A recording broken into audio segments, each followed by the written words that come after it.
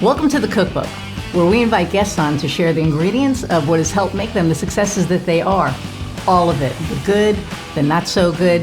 You're not going to find anything half-baked here. And our kitchen gets messy sometimes. That's when the fun starts. So come on and join us. Hey everybody, and welcome back to the Cookbook. I'm your host, Iris Goldfeder, and today I am very excited about our guest. And as you know, I'm excited about all of our guests, but I'm super excited about our guest today. We've just met recently. We're in a group together called The Dames. You've heard me speak about that before. And Jen is just a very dynamic and no bullshit person. And because of that, I just love her to death. So I'm going to read her bio and I'm going to bring her in. Okay, so recognized, and now you'll see why she's badass too. Recognized by ABC, MSNBC, and TEDx, Jen Coken is a comedian, coach, speaker, and imposter syndrome expert. And how many times have we been speaking about that? She transforms women executives and founders from being stuck and fearful of making the wrong decision to owning their expertise, having confidence in the direction they're headed, and the courage to be with the uncertainty. Fortune 1000 CEOs to seven-figure founders trust Jen to shake things up with no apologies, no limits, and all the laughs. So with further ado, let's meet Jen. Hello. Hello. So you are one of my favorite people that I've met recently. Well, that night that we spoke, you were a couple of glasses in, and it was yes, that's right. It was like a random phone call, and I'd already had two. I'm like a 2-drink maximum gal, and I'd had 2 drinks, and I was like, right. "Will you roll, Iris? Just so you know, I've had 2 glasses of wine. All bets are off." Which was great because I'm the same way. I may have a glass and a half, and I'm done. So I get it. But one of the things that kind of blew me away was yesterday.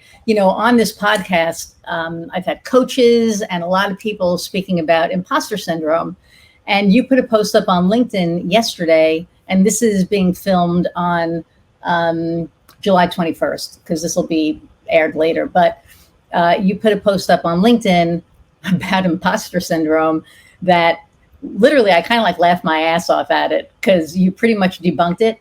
And I thought that was phenomenal. So let's just talk about that. You want a reenactment?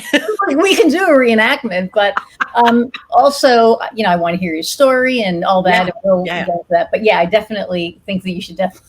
Well, let's talk. Yeah, because it's funny. There's times when I do video, which mostly I do video on Facebook, but I was specifically wanting to put that on LinkedIn because it is a business. This is very much a business platform.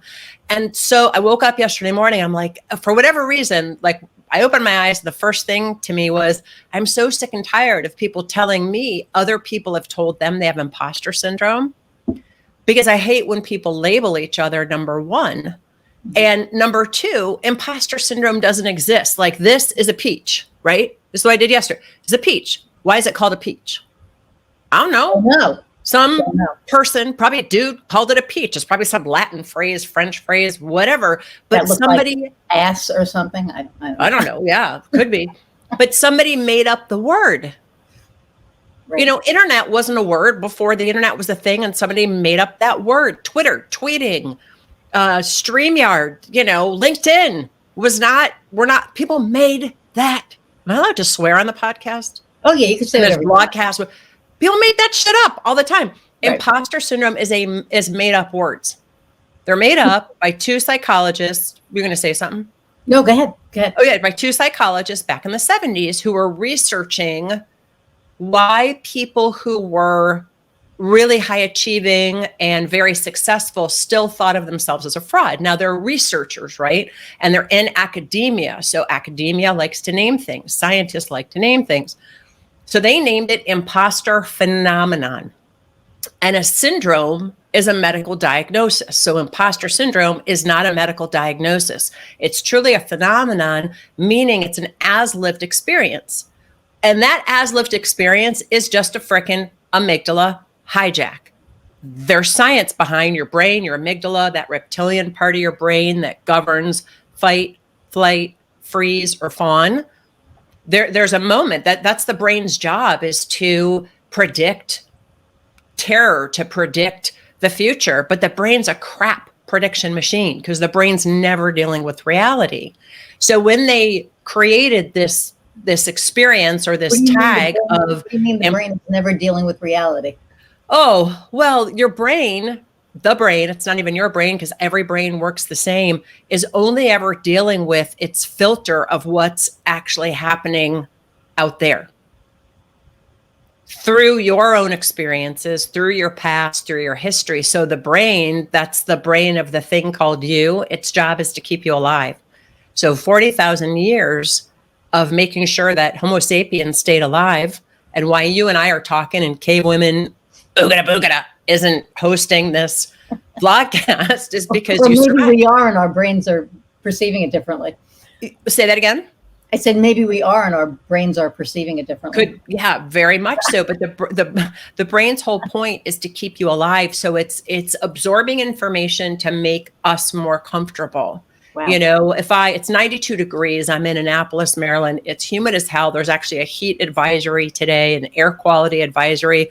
If I went outside, I would be starting to go, oh, the heat, and I'm going to compare it to something to make me feel better, to make me feel like I can absorb this information. So neuroscientists have shown that the brain is never dealing with reality. Wow. And 50 to 60,000 thoughts a day on average from any human, 80 to 85% are negative. So the brain's thrown to negativity because it's trying to predict danger. Except the brain can't predict between real or perceived danger because it's only ever dealing with perception. So my point, I know I've said a lot, but my point yesterday was, imposter syndrome is about as real as this peach. So if anybody ever says to you, you have imposter syndrome,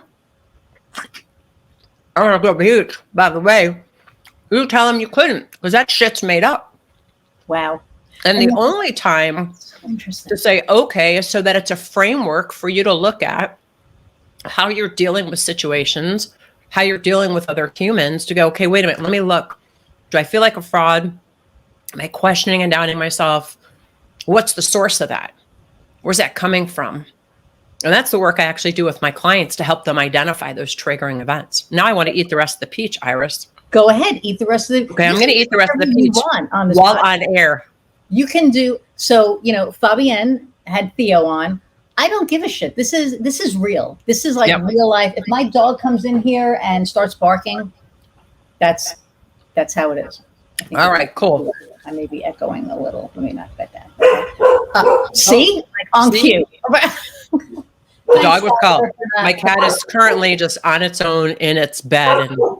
But I don't know if you can see my ring. Yeah. Can you see that? It's the tree of life behind you. Oh, really? Oh, I love it.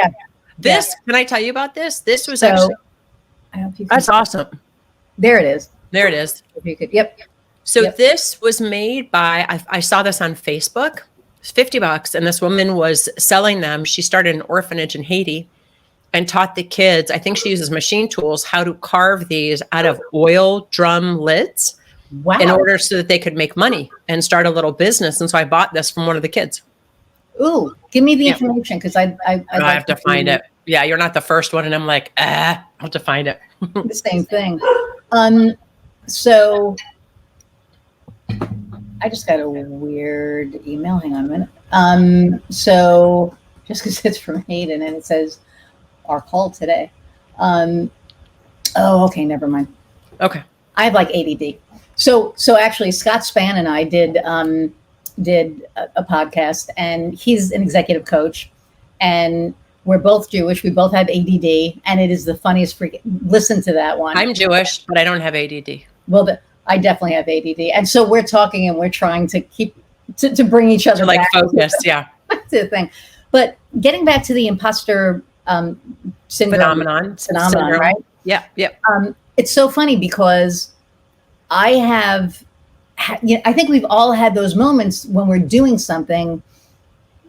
We're like, we doubt ourselves for a minute, right? We're like, wait a minute. Like I'll be talking and I know my shit, but for a minute, something is just like, wait a minute, is that, is that real? And then I pull myself back. I'm like, oh, duh, of course it is. And I think in my opinion, what causes us to do that are those voices from the past that kind of come back and haunt us, right? Like somebody at some point told you, you don't know how to do that. Or, I've been doing this for 50,000 years and, I'm an expert and you're, this. And I think that for me anyway, that maybe that's where that comes from. And so when you said that it wasn't a real thing, I mean, I jumped in my seat and I laughed. I was like, yes, it's not real. Well, here's the thing. The thoughts are real. What you're talking about, I'll give you an example. I'm actually, in the midst of designing a speech I'm giving at the International Meeting Planners Expo in Las Vegas in October on imposter syndrome. So my first love, his name was Keith. He wore the super cool brown corduroy coat and this blue like beanie, and he had glasses just like me. And I was 6 and I was smitten. And I know I was going to marry that kid because he had glasses and I had glasses, and not a lot of people had glasses back then, right? Except here was the problem. My best friend was in love with him too. How did I know? Because we both sent him notes. Do you like me? Yes, no, maybe. And he checked the yes box. We're like, okay, we can't fight among us girls at the age of 6. How do we figure it out? We're going to see who he kisses. We're going to chase him around the schoolyard, see who he kisses. At 6? That's awesome. 6. So we do, and he kisses her and he looks at me and goes, ew.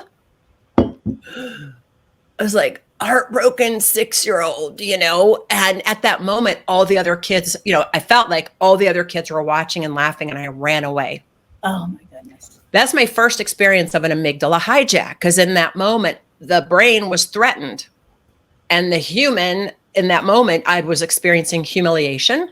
Right. I was experiencing embarrassment, but humiliation is really key for me. That's what I've come to know about myself, is when I feel humiliated or think I'm being humiliated, that's when that fight, flight, or freeze kicks in. But for me, it's both and. I either run or I'm like in your face at 150 miles an hour.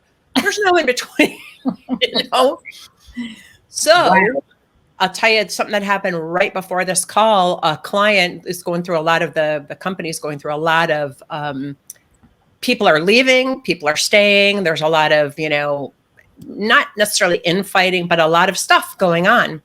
And somebody wrote to me and said, did you say this to this person? And I said, well, I said this, same thing I said to you. And I don't like talking about this stuff on the phone or over email. Thank you was all I got back. I called and said, is everything okay? Well, it's not, because you slammed me or something like that. And she hung up the phone on me. And I was immediately triggered. Right. Because it was either run away or in your face, right? I went, wait a minute. They're going through a lot. She's going through a lot. She's human. Misinterpreted it. Sent her a nice follow-up email and said, I realized I could have added this in my email to you. I apologize. Didn't mean to add stress, mea culpa. But in that moment, I had my faculties about me. Now, why I say it's that triggering event, most of us have like 3 or 5 of those that then carry on because we never distinguish them as a triggering event. We think what happened was real. I was humiliated. I did have my heart broken. So for you in that moment of doubt, if I was coaching you, I'd say, okay, similar earlier. What's a similar situation that happened earlier in life? Okay, now similar earlier, on, till we figure it out. And to a T, for the people I coach, it's usually something around the age of 9, right, 9 and 12. Yeah. Like this experience of not belonging and something happening inside of that where people have decided they got to do it on their own. They can't trust their peers, things like that they now see manifesting today.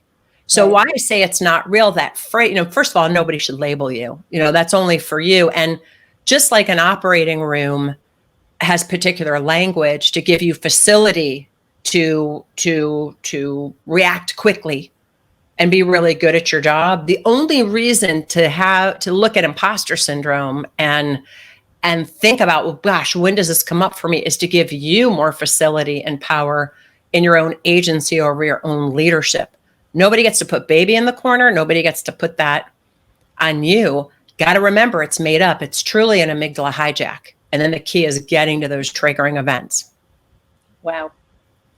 That's just so fascinating to me. And I recently uncovered that, and I've spoken about this before, that my trigger was something that happened to me at 7 years old. And my reaction was always to run away. So anytime I would be in an uncomfortable situation, I would run away, whether it was business or personal or whatever. I would, get out of that situation. And the interesting thing was when I found that out, it was such a fucking aha moment, because my whole life made sense. Like looking back on decisions that I'd made in business and relationships and whatever. And it was like, oh my God. So when you say that it could be that 9-year-old, it was the 7-year-old who ran. And it's so interesting because, we have these adults that that are like, oh, my childhood has nothing to do with it. Yeah, it absolutely does. Your childhood is why you are who you are today, right? I think all of our experiences make us who we are. Yeah. And can I ask you a couple questions about what happened? You don't have to give me the details of what happened to you at 7, but here's what I found. So that whatever happened. What were the unwanted emotions that you experienced? Anger, humiliation, and confusion. And do you remember where you felt? And fear. And fear. So fear, confusion, anger, humiliation. Which one has the most charge around it, do you suppose? I don't care. I'm transparent. My grandfather molested me when I was 7 years old for a year. And I ran away from home. And ever since then, and I never realized that, ever since then, something makes me feel crappy, something, whatever, I ran. Yeah. I don't anymore. Right. But I did for a long time. 60 something years, right? Now, let me say this to you. So if I was working with you as a client, I'd have you notice when that fear, humiliation, or anger, where you felt it in your body, because sometimes people don't have clear memories of their childhood or of that incident, but they have the memory of the feeling in the body, because the brain lies, the body doesn't. So sometimes, and our cells have gray matter, our cells have memory. Everything that's ever happened to us is stored in our body. And I want to park that for a minute. Ask me about that, because I'll share something I'm going through recently that has shown up for me. So sometimes people will notice when that happened, they felt like they got punched in the gut. So they may not. And I say to people, look for the triggers and red flags so that you can have agency in the moment to notice your thoughts as thoughts, your feelings as feelings. So in that moment, who did you become to make up for? And so you because the brain's smart. It's going to come up with a strategy so you never have to feel the humiliation, everything like that. Yes, you ran away, but did running away also help you succeed? No. In any way? Okay, so there's some strategy, though, that you made up that actually helped you succeed. Right. And so I ran away to my friend's house. I lived in Queens. She lived in Riverdale. And I hopped on a bus and I ran away to her house thinking they were going to adopt me and get me away from the horror that was my home. And they didn't. They put me on a bus and sent me back. But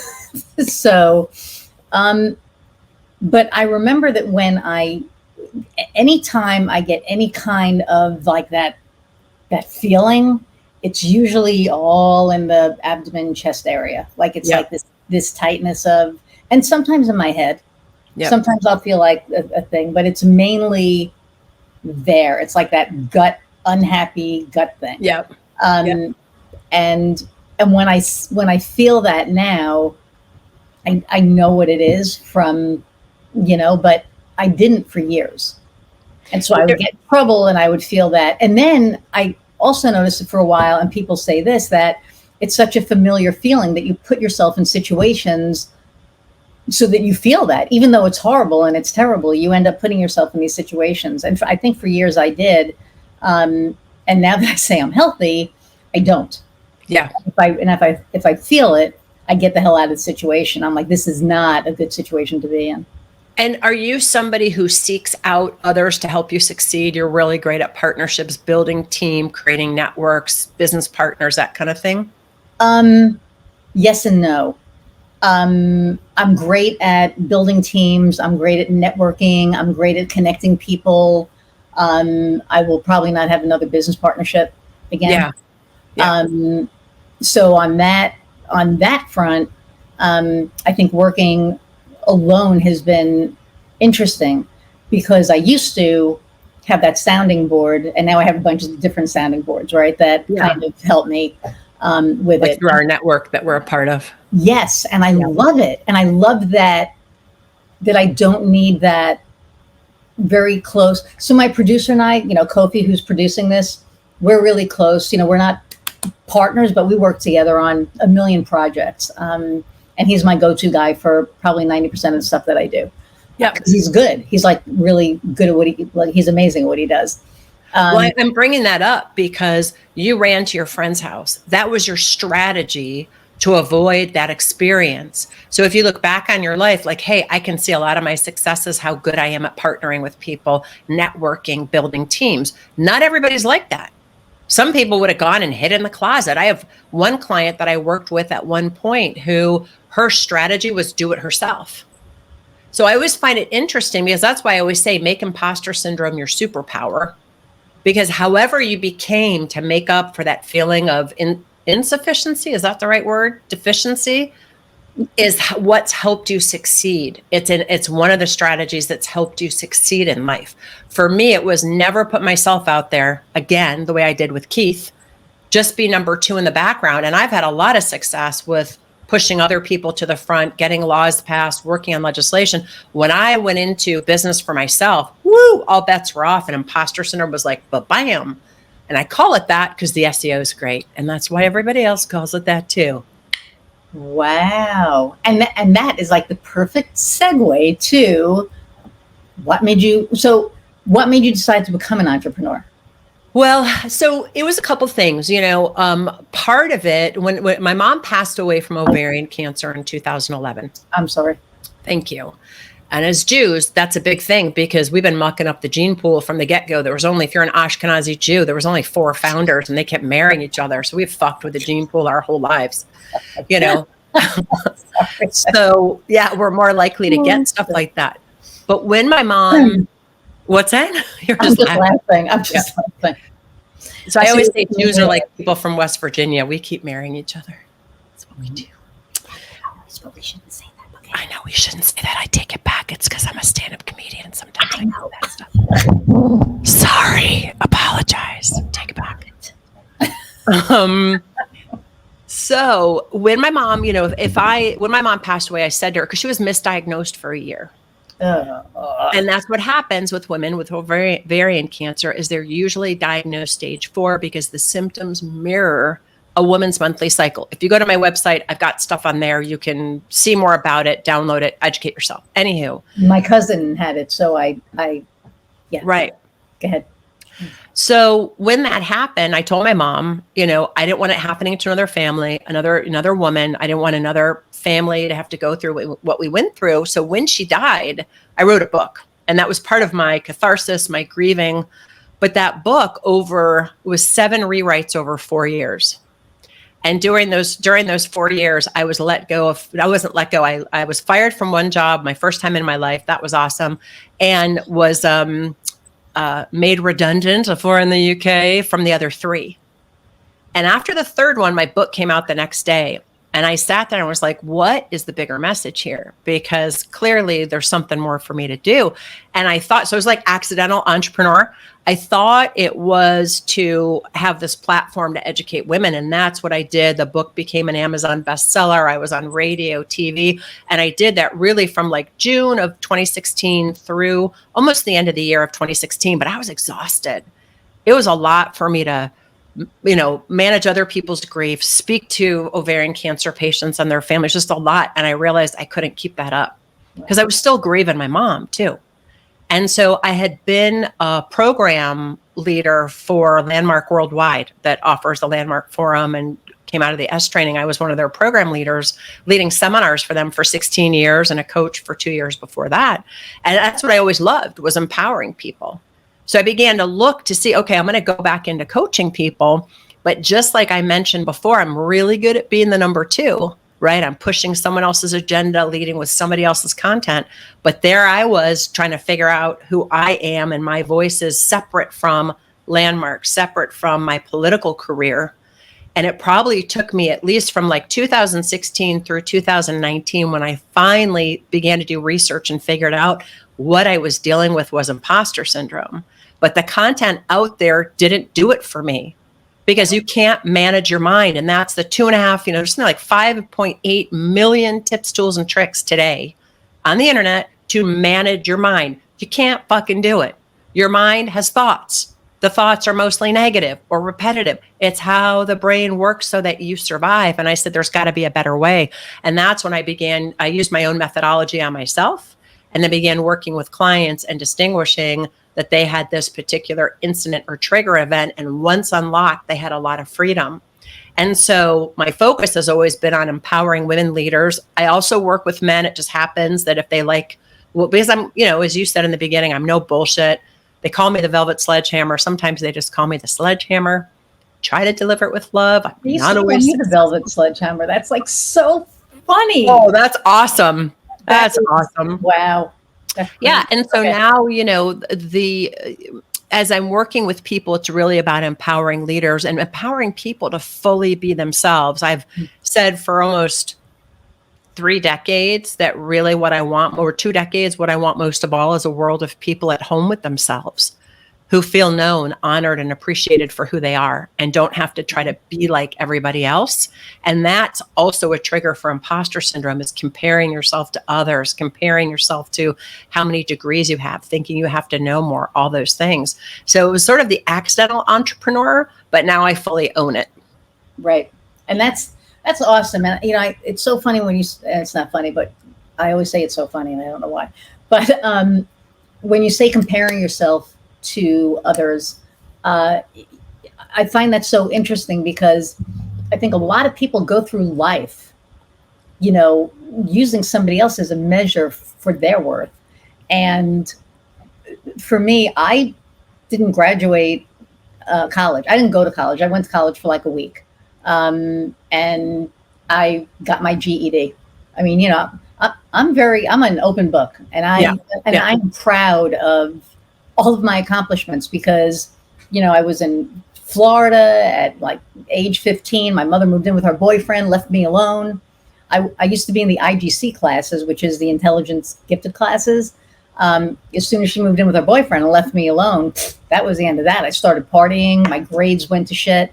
And at 12th grade, they were like, we're going to leave you back a year. And I'm like, what are you talking about? I never get left back. I was still a straight A student, but I didn't go to school. So the classes that, was like music and drama and, that. And it's funny, because I would never talk about that. I was so embarrassed about it. And now I embrace it, because I took control of my own shit. I was abandoned. And rather than just completely not go to school, I did the things, and I learned the things that were interesting to me. So English and drama and music and all of that. And then I went on, I got my GED. I got great scores on that. And then that was it. But it's just so, for years, I would compare myself. Yeah. Right. It was like, she went to college and she's not doing that good. Like it got to the point after a while, it was like, you have that degree and you're doing that. And then I realized it didn't matter, that what mattered was the effort that you put into yourself and to your own growth. And so for me, at one point, entrepreneurship was just inevitable, because I, like you, got fired. And my last job that I got fired from, it was like,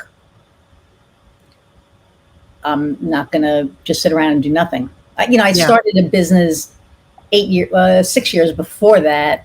And that was that'll be another conversation. But when I started Gas Stove Creative, I had just gotten fired by a certain cable company. I was doing advertising sales for them.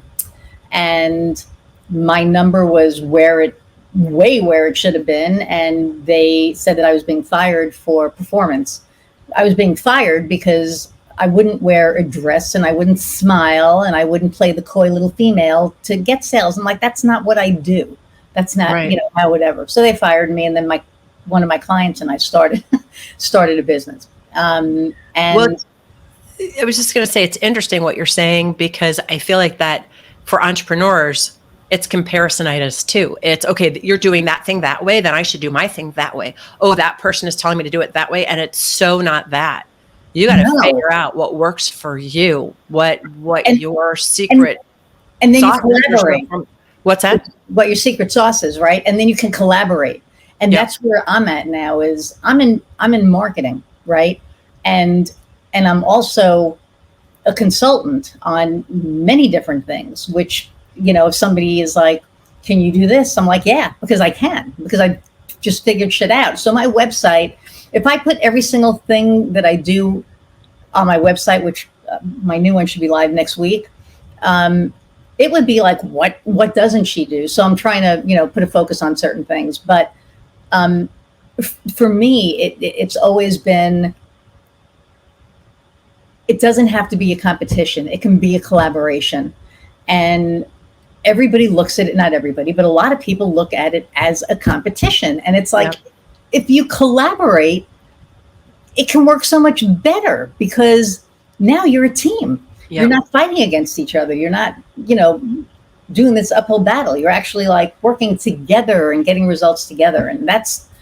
And cheering each other on and championing each other on. Which is what I love about the dames, is that we are straightening each other's crowns when the crown is crooked and when the crown is straight, and people are winning and doing great stuff. It's total accolades. And there may be some jealousy, but it's more compersion. It's more like, so happy for you. And man, okay, how do I get to that next level? And you can even call that person and say, how'd you do that? How do I do that?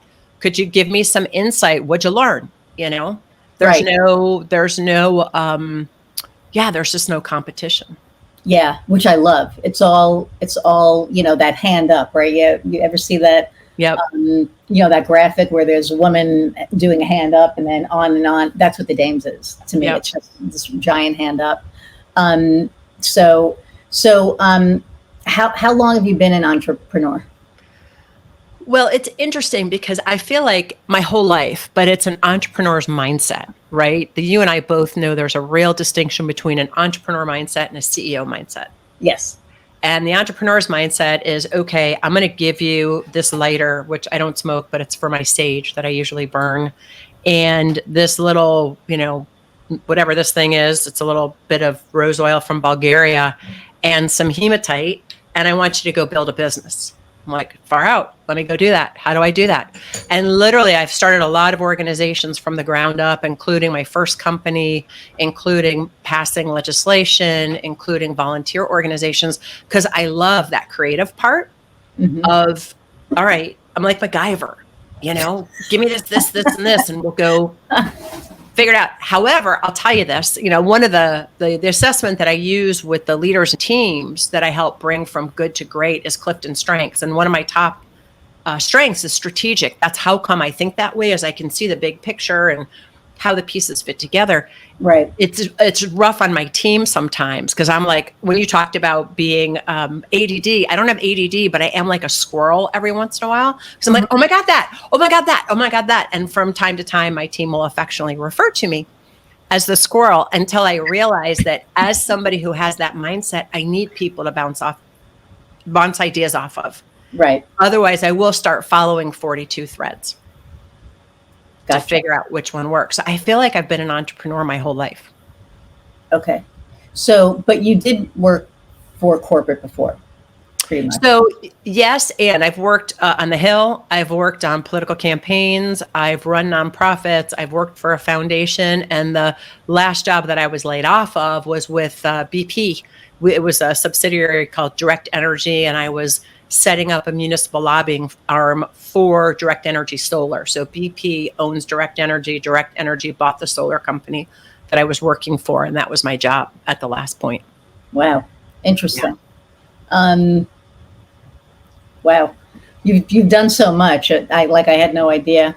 Well, because Yeah, when we spoke, we didn't really get into like. No, yeah, we didn't. I mean, if you look at my resume, everything's about 3 to 5 years, and I really feel on it's two reasons. One, because when you're on a campaign, there's an end date, Oh, of course. but it's also I get bored. There's a point where I get bored, and when you're running your own company, you can't do that. Right. So Am I allowed to ask what campaign you worked on, or should that be offline? So, oh no, I mean I was chair of the Denver County Democratic Party. I ran for the state house in Colorado. I worked on the 2000 presidential campaign. I ran something called the Western Clean Energy Campaign. My job when I was hired was to stop 37 proposed coal-fired power plants from being built in the West, and we did that.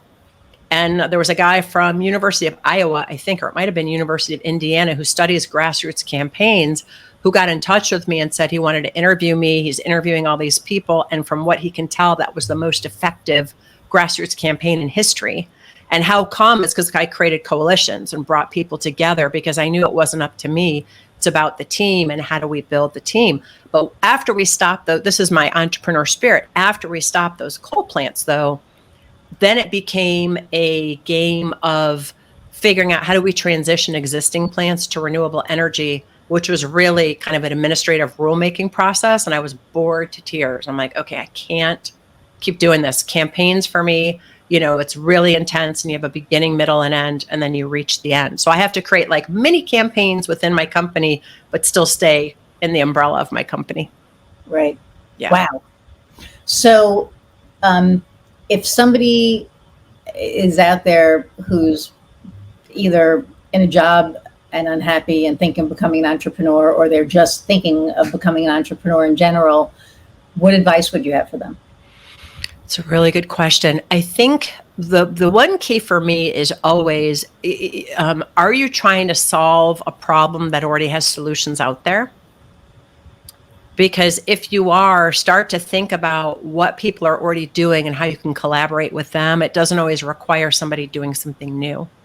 But I also feel like the other side of it is what are you passionate about? If your passion isn't being fulfilled, then you want to get crystal clear on your vision, the way you want to see the world, which is really, in many respects, what you were incarnated to be here for. Like, what's your purpose? What's your soul's purpose? People refer to it as a midlife crisis. I've always referred to it as a soul life crisis, because somewhere around kind of lower 40s to like upper 40s, people start going, is this all there is? Is this what I'm here for? And start really doing that soul searching to figure out their true purpose. And if you can hone in on that, and then let me back up a second. Have you ever heard of something called Ikigai? Ikigai, it's a Japanese term, Igikai. Yes, I was working with a quantum coach, and yes. Yeah. So that is the intersection between what you're good at, what the world needs, what you can get paid for, and what you can do, right? Yep. What you're passionate about. So if you're able to identify your Ikigai, then you stand a chance of starting your own company. Don't just start it to start it. Often we start it in response to something, and people sometimes refer to that as their why, but I feel like all too often the why becomes the reason rather than truly what's your vision, mission, purpose, passion, that sort of thing. Once you've done that, then look at the impact you want to make and you got to have a business plan. And so many people start their companies without a business plan. Work your way backwards. Where do you want to be in 5 years? Yeah, I was too. Right. Work your way backwards. And then I'm a huge fan of two books, The One Thing and The 12-Week Year. The One Thing, because you can't focus your attention on everything. Right. So you're looking at what's the one way you want to make an impact on the world, what's the one thing you're going to accomplish this quarter or this day. And the 12-week year, huge fan of that, because when we create goals for the year and a couple months goes by, we let them slip. We're like, I've got time. But if you create your goals by quarter, then every day is precious and you're really tuned into the result you want to produce for that quarter. Wow. That is awesome. Okay, so people thinking about being entrepreneurs, I hope you're taking notes, because that's some good advice right there. And it's interesting because I found out years ago, probably about 20 years ago, that my purpose I believe my purpose being on this earth is to be of service to others. And I had a spiritual awakening, if you will, about 2 years ago. And I was told I was a light worker and I'm supposed to be guiding people into their light. So again, it all falls into service, which is why I do what I do, because I truly believe that through marketing and through my consulting that I'm doing a service to people that is going to help better them. And I think that you're right. You know, the why becomes the reason. And for me, it was the reason that became the why. Does that make sense? Kind of. Say more about that. So I feel that why I do what I do is to help businesses grow, but also to help people grow in their business. And it happens organically. And I know that word is really overused sometimes, but it really does, because when I sit down with people and I guide them, there's like this, it's almost like therapy. It's like you see this aha moment in them. And I recognize it because that used to happen to me when I was in therapy. I would get that, oh, yeah. And so through that, it helps them be better people, be better leaders. And I'm not a coach. You know, I'm just there to help them do whatever it is that they need to do. So my reason for starting was because I wanted to be of service to people. My why became helping people. And it was a pretty profound moment for me, because it was like, oh, and so now I'm in a pivot mode on how to make the reason the why and bring that into the business and clarity on, you know, what I'm doing so that I attract the right power partners and all that other stuff. Right, so that's where I'm at right now. Yeah. Yeah. I equate that to the distinction between vision and mission. So I would say being of service, yes, but then I'd ask you this question, or to think about it, and this is for entrepreneurs too, not what do you want to do, who do you want to be on a day-to-day basis? You know, how do you want to show up as a leader? And your vision is something that can never, ever be fulfilled. It's how you want to see the world, and won't even see it in this lifetime. But you're giving your life over to it because it's what has you get out of bed in the morning. And then I always say, well, your mission is going to be accomplished in 10 years or 5 years, whatever it is. I'm going to empower this many entrepreneurs to have the right voice and messaging so people get to know their services so that they're successful, right? And then we get into core values, but I don't equate core values the way most coaches do. I look at the energies you want. So one of my core values is fun. If I don't fun, I ain't doing that shit. Oh, I agree. It feels like work. Yeah. And I think about it in my body too. Like, does that feel heavy or light? Yeah, I don't want to do that.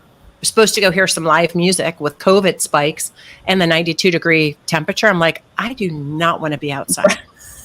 No, thank you. So instead, I got myself a ticket to go finally see Maverick later on tonight. Oh, all right. You have to let me know how that is. Yeah, so I will. I'll let you know. Everyone's saying that it's great. So I'm not going to the theater right now. I mean, not the movie theater. We went to see, we were in New York last week and we saw Come From Away. Oh my God. I've heard it's great. Yeah. I'm going tonight because there was like 4 people that had already bought tickets in the whole theater. So I was like, okay, I'm in a whole row that's empty. Right. I'll wear my mask. I'll be okay. You know? Yeah. Yeah. We had our masks on in the theater. A lot of people didn't, but yeah. So now you're a seasoned entrepreneur, and there are a lot of seasoned entrepreneurs out there, especially in our group. And I feel very drawn to, I guess, to our group. The dames, I just can't say enough good things about it. It's just, it makes me, being in that group makes me, want to help people even more.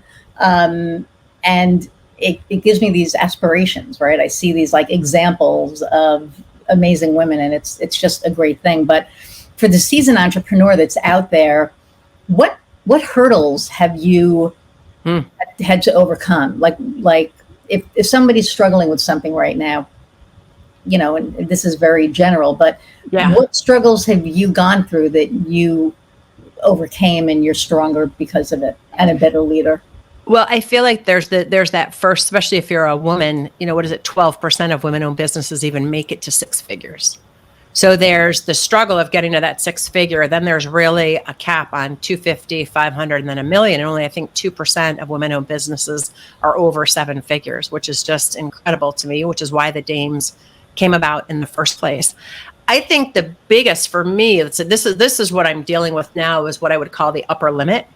You know, if you have a, let's just say if you had a group of fleas in a jar with a lid on it, right? So you train fleas for the circus. They're only going to jump as high as that lid because they hit their little heads. But you know what's weird? If you take off that lid, the fleas still only jump as high as the lid. They're used to it. So it's recognizing that what you said something earlier, which is, you know, we're the sum of our past, right? We're the sum of the experiences that have happened to us, whether it's traumatic or not traumatic. We're the sum of all those experiences. However, the brain will use those experiences to predict what's possible in the future. And it's starting to notice how much the brain is predicting what's possible in the future. So that upper limiting, when you hit that upper limit, it's because the brain's predicting what's possible. So how can you as an entrepreneur continue to visualize where you want to be and let go of the constraints the past is imposing on your view of life, so that the future seems just totally wide open instead of predictable? And that's, you know, it's funny. Last year, I was talking to one of my coaches yesterday. She goes, you know, you manifested a house, you manifested this huge client, and then it was like you went back down your comfort zone. I'm like, I did. Now I recognize that and I'm coming back out the other side, but I'll tell you, number one is meditation. It's meditating for 15 to 20 minutes a day and visualizing where you want to be in 5 years, et cetera. It is, you know, making declarations to the people around you who are going to hold you accountable. Like, I'm declaring I'm going to, you know, bring in $50K a month, or I'm going to have a $50K month for the next 12 months, or whatever it is. I'm going to sign 5 new clients. I'm going to launch a retreat, which is something I just did, which is super fun. But I think it's recognizing your upper limits and recognizing they're just thoughts. And then asking yourself, okay, if I removed all those limits that I've imposed on myself, really, who do I want to be and how do I want to show up? Because we think we're human doings, but it really comes back to being a human being. And there's a lot of people out there who are producing enormous results in 4 hours, 4-hour work week, in 20 hours, in 15 hours. You don't need to work hard in order to produce results. You want to always be tending to what your vision is, what your purpose is, and have a plan to implement, and constantly identifying those upper limits that you've placed on yourself and removing them and removing them and removing them and removing them. And I feel like at each of the stage of the game of an entrepreneurial lifetime or life, you know, work cycle, that there's going to be a limit you're going to hit before you hit 100K. There's going to be a limit you hit before 250, before 500, and before $1 million. Surround yourself with great people. That's number one. Oh, absolutely. Yeah. You know, when I was a fledgling, I made sure that the people that I hung out with were either, you know, VPs or presidents, or I mean, I hung out with, you know, people where I was as well, but I made sure to surround myself with people that were more successful so that I can learn from them, right? And then next thing I knew, I was kind of with them, and people were hanging out with us to kind of learn. And then you go a step further, and it's, I think it's all very humbling, and I think it's all very exciting, and I think there's so much opportunity out there, and there's so much untapped talent out there. I think that there are people out there that have the potential to be an entrepreneur, or have the potential to be a CEO, and they don't realize it, or they're not confident enough, or they don't believe in themselves enough. And I wish that more people out there could because like you said, our brain is trained to think negatively most of the time. And I've been doing mindfulness for the last 2.5 years. And it's really changed my life in that I don't think as negatively as I used to. I'm working on meditating every day, Diane. Diane, if you're listening, I'm working on it. But I do exercise my breathing, and I do control what's going to trigger me and for how long. Like if something used to piss me off and I'd be pissed off for 3-4 days, now it gets 90 seconds. I love and it. If it's even bigger, then maybe I'll give it 10 minutes, but I dictate how much You time get to say, yeah. Right. And it's huge. It's huge. So now if I can just get my ass to meditate, I'll be that much better. But that I'm working on that. I'll tell you one secret. Do it before you get out of bed. Wake up, set yourself up, do it before your feet hit the floor and you start checking your phone. If I do it that way, I'm sure to meditate on a daily basis. If I start doing stuff, forget it. All bets are off. And you don't, for the most part, you don't get tired or like fall back to sleep or something? No, I don't. In fact, it usually refreshes me. So it doesn't matter how much sleep I've had the night before, whether it's 4 hours or 8 hours, I feel even better after I do it. Really? Mm-hmm. You can, the Calm app is something that I've used, but there's on that app, you can set it for say 15 or 20 minutes, and you can set it like every minute, let it do a chime, or every 5 minutes so you don't fall asleep. So it wakes you up. Wow. If you're worried about that. Diane, who's my mindfulness coach, Diane Titterton, I'm going to give you a shameless plug. She was my guest on last week. She has a list of meditations online. And then if you're a member in her group, she has even more meditation. And then she was sending me, when I was in New York, she was sending me meditations every day. So I have a shit ton of meditations that all I have to do is throw my AirPods in, listen. Put the AirPods next to your bed. Do it. Yeah. Don't talk about it, do it. Yes, 100%. So what do you have? What is something that you're working on now that you'd like to get out to the ethers so that people know that, to sign up? Yeah. So I am launching an in-person retreat, which is going to be super fun here in Annapolis, September 21st and 22nd. Ooh. And if you go to my website, which I know they're flashing up right now, Kofi's flashing up, and you go to coaching and then drop down, you'll see something about the retreat. You're coming together with, it'll probably be like a dozen business leaders who are all interested in honing their vision and identifying one or two of those core blocks that are blocking you. And it's for business leaders and entrepreneurs who feel like they've plateaued in their business or just feel stuck, like they know what to do, but they're, for whatever reason, are just feeling stuck or feeling uninspired. So you're going to hone your vision, you're going to identify some of your blocks, but most of all, you're going to walk away with a Q4 action plan.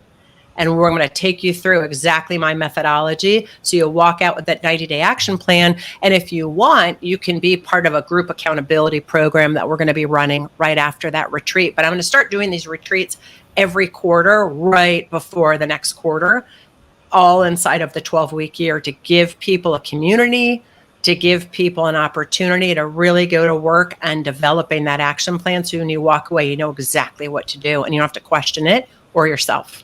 Wow. Okay. And for those who are listening and not watching, that's JenCoken.com, and it's JenCoken.com. Yes.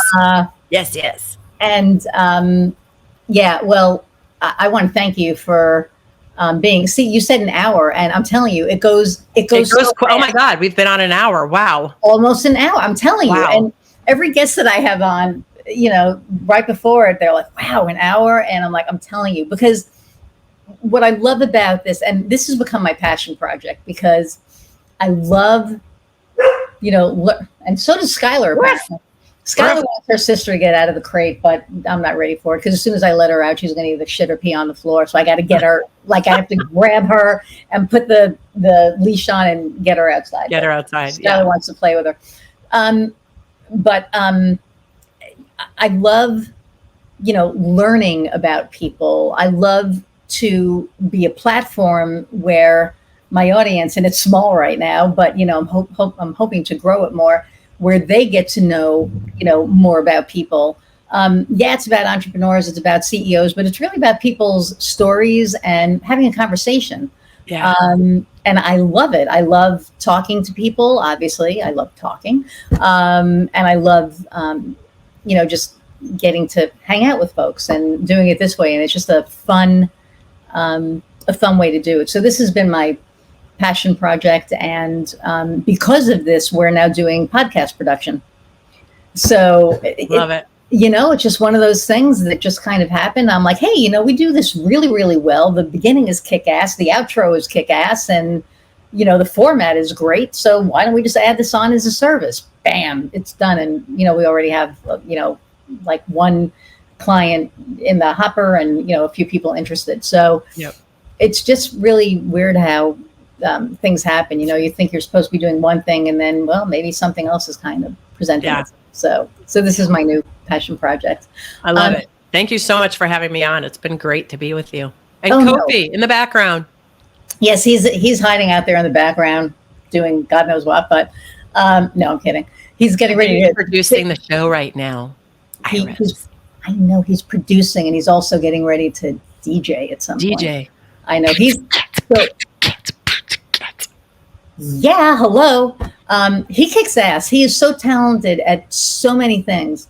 Videography, photography now, podcast production. He does websites. We do like a whole bunch of projects together, and I feel very grateful and blessed that he's in my life. I tell him every day I appreciate him, because I do. That's great.